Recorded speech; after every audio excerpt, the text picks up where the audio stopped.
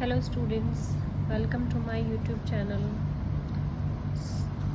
हम geography chapter 1 discuss कर रहे थे, तो अभी हमारा टॉपिक है आज का सोलर फैमिली। अभी सोलर फैमिली में क्या आते हैं? हमारा सन आता है, प्लैनेट्स आते हैं, एस्टेरॉइड्स हैं, मीटियोरॉइड्स हैं, जो भी सेलेस्टियल बॉडीज़ हैं, सैटेलाइट्स हैं, वो सारे मिलके सोलर फैमिली बनाते हैं। जैसे हम सब क्या है, एक फैमिली है, उसमें एक हेड होता है, तो वो हेड जो है वो यहाँ पे हमारा सन होगा। सन हमारा हेड है और सेंटर पे होता है सोलर सिस्टम के। इट इज़ ह्यूज, काफ़ी बड़ा होता है, उसमें बहुत सारी हॉट गैसेस होती हैं। अब एक चीज़ आप सोचते होगे कि जो हमारा सन है उसके अराउंड प्लैनेट्स रिवॉल्व कर रहे हैं, तो वो गिरते क्यों नहीं? मतलब ऐसे रिवॉल्व करते हैं, ऐसा क्यों नहीं होता कि वो गिर जाएं? वो कैसे रिवॉल्व करते हैं? तो उसके पीछे एक फोर्स आता है, पुलिंग फोर्स, जो बाइंड करके रखता है प्लैनेट्स को। वो पुलिंग फोर्स सन प्रोवाइड करता है, जिसकी वजह से जो प्लैनेट्स हैं वो अपने रिवॉल्व करते रहते हैं, रोटेट करते रहते हैं सन के अराउंड। उस पुलिंग फोर्स को वैसे हम बोलते हैं सेंट्रीपिटल फोर्स।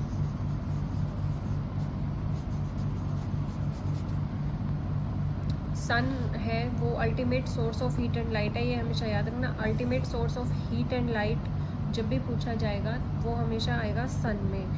अब फिर सोचते हैं कि अगर वो इतना ही हॉट है तो हमें उतनी उसकी हीट अर्थ पे इतनी महसूस क्यों नहीं होती? क्योंकि अर्थ और सन के बीच में 150 मिलियन किलोमीटर्स का डिस्टेंस है, जिसकी वजह से हमें उसकी हीट ज़्यादा महसूस नहीं होती।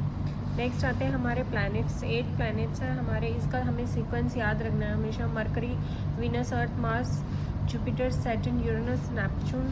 और ये एक शॉर्ट ट्रिक भी बताई हुई है जिससे आप इसको मेमोराइज कर सकते हैं। Okay, then 8 planets of they move around the sun in fixed orbit. जो हमारे प्लैनेट्स होते हैं, जैसे हमारा सन है और उसके अराउंड हमारे प्लैनेट्स हैं, तो वो मूव करते हैं उसके अराउंड। तो जिन पाथ में वो मूव कर रहे हैं उन पाथ को बोलते हैं हम ऑर्बिट। जो रास्ता है, पाथ है, इसको बोलते हैं हम ऑर्बिट्स। तो अब उस हिसाब से सबसे पहले सन के पास कौन सा फर्स्ट प्लैनेट है? मरकरी। तो मरकरी क्या है? It is nearest to the sun, और उसको 88 डेज़ का टाइम पीरियड लगता है एक वो कंप्लीट करने में, ऑर्बिट कंप्लीट करने में, एक राउंड लगाने में अपने ऑर्बिट में। सेकेंड आता है फिर वीनस। वीनस को अर्थ की ट्विन बोला गया है। क्यों बोला गया है? बिकॉज साइज और शेप जो है वीनस के बिल्कुल अर्थ जैसे हैं, इस वजह से अर्थ बिल्कुल तो नहीं बोल सकते, इन्होंने सिमिलर वर्ड यूज़ किया, nearly similar to that of the earth. Next है एक 2006 में प्लूटो भी कंसिडर किया गया था एक प्लैनेट में। However in a meeting of the IAU वहाँ डिसीजन लिया गया कि Pluto, like other celestial objects discovered in recent past, may be called dwarf planet. Pluto को dwarf planet बोल सकते हैं, इतना याद रखना। नेक्स्ट है हमारी अर्थ, मरकरी, वीनस, और थर्ड आती है हमारी अर्थ। अर्थ हमारा थर्ड पे आता है, ठीक है। फिफ्थ लार्जेस्ट है, अगर साइज़ की बात करें सबसे बड़ा हमारा 5th नंबर पे है अर्थ। वो जो ऐसे पोल्स हैं, नॉर्थ पोल, साउथ पोल, वो वहाँ पे थोड़ा सा फ्लैट है उसकी शेप, तो उसकी शेप ऐसे बनेगी, ऐसे यहाँ से थोड़ा फ्लैट जाएगा और ऐसे यहाँ से थोड़ा फ्लैट जाएगा, ऐसे।